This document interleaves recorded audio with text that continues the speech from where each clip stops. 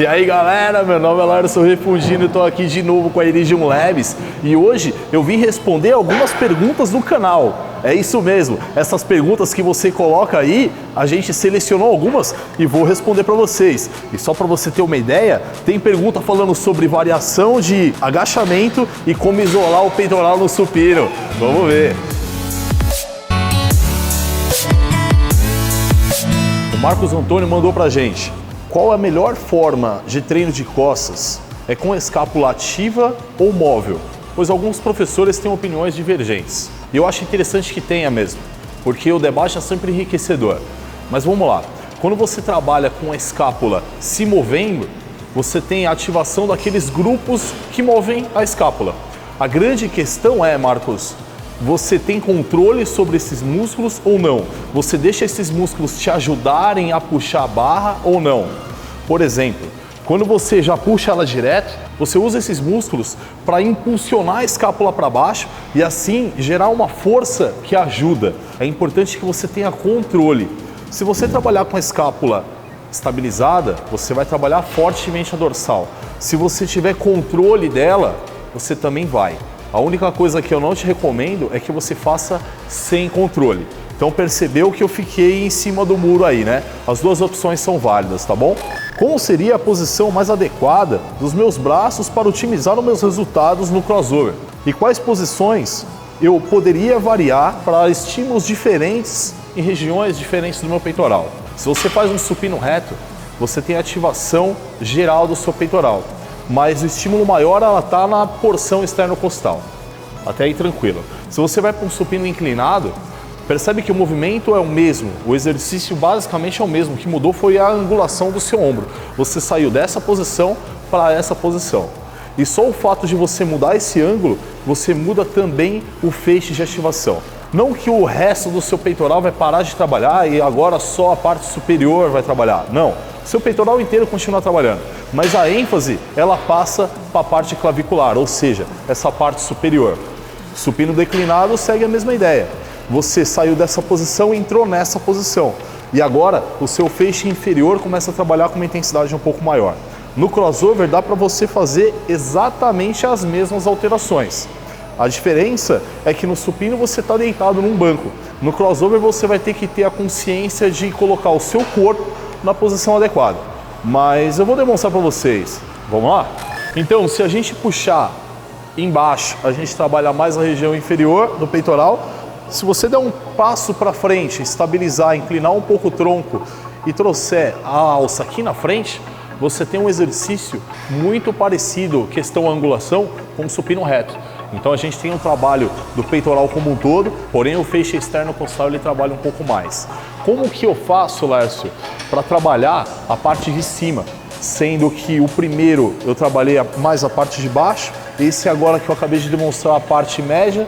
Você tem duas opções, ou você coloca a polia no meio, mantém o corpo em pé e você traz ele aqui em cima, ou então você coloca a polia lá embaixo e o movimento acontece muito parecido com o que eu acabei de demonstrar. Qual é a grande diferença? Você vai perceber que esse exercício, a movimentação está bem próxima de uma elevação frontal para a deltoide anterior, ou seja, a parte da frente do ombro. É exatamente isso. Aqui você vai ter um trabalho de peitoral clavicular, só que o seu ombro vai trabalhar demais. Aí vale a pena você ir sentindo no seu treino e encaixando o exercício de acordo com o que você está sentindo. E agora o Yuri Blend perguntou: se possível, explique o que fazer para isolar melhor o peitoral no supino. Sempre que faço, sinto o ombro fadigar mais rápido.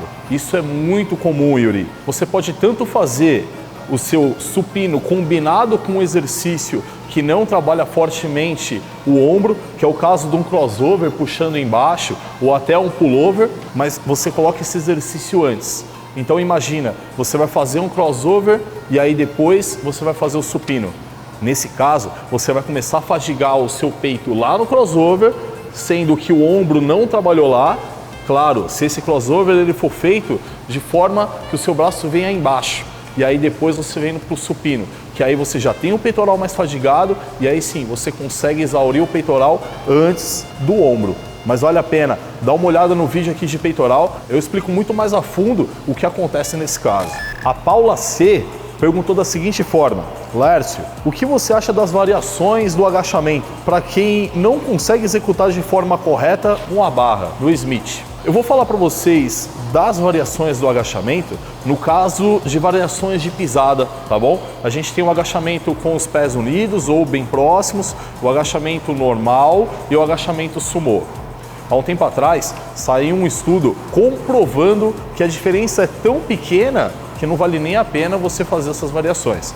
Algumas pessoas falam que quando você faz o agachamento com os pés mais juntos, você vai ver muito bodybuilder falando isso, você tem mais ativação de quadríceps. Com os pés mais afastados, você tem a maior ativação de adutor. E esse estudo eu achei interessantíssimo, que ele diz que você simplesmente alonga um pouco mais o adutor, mas o músculo motor mesmo do agachamento é o glúteo e o quadríceps. Então não vai ter diferença significativa. O que eu passo para os meus alunos e recomendo para vocês até: faça o agachamento com a posição dos pés que você se sente mais confortável. Relacionado ao Smith, que eu não gosto e indico você a não fazer Smith. Laércio, por quê? O Smith ele é uma barra guiada, ela não permite que o seu corpo se movimente. Então, sempre que o seu corpo quer se movimentar, no caso de um agachamento, e o Smith não deixa, a sua coluna que sente. E está mais do que comprovado que quanto mais retificada a sua coluna, maior a compressão discal. Não faça o agachamento no Smith. Prefira sempre fazer o agachamento livre. Chama o professor da sua academia para te ajudar, se for o caso, mas basicamente o agachamento, galera, é o sentar e levantar de uma cadeira. E aí, gostou desse vídeo? Dá um like aqui embaixo. Claro, surgiram outras dúvidas, coloca aqui embaixo. Esses vídeos vão acontecer com frequência. A gente vai estar sempre vindo aqui responder as suas perguntas. Sempre no final do vídeo eu coloco aqui embaixo a descrição da loja da Iridium. E lá você vai achar, claro, todos os suplementos e também essas roupas que você sempre vê eu gravando os vídeos com ela. No final da compra, você vai colocar no cupom de desconto o meu nome, Laércio. E tem um presente para você lá, tem um desconto nosso para você. Se você não for inscrito no canal, não precisa nem dizer, né? Você tá esperando o quê? Tem muito vídeo legal, outros embaixadores falam de outros temas também. Não preciso nem dizer que a gente está presente nas redes sociais.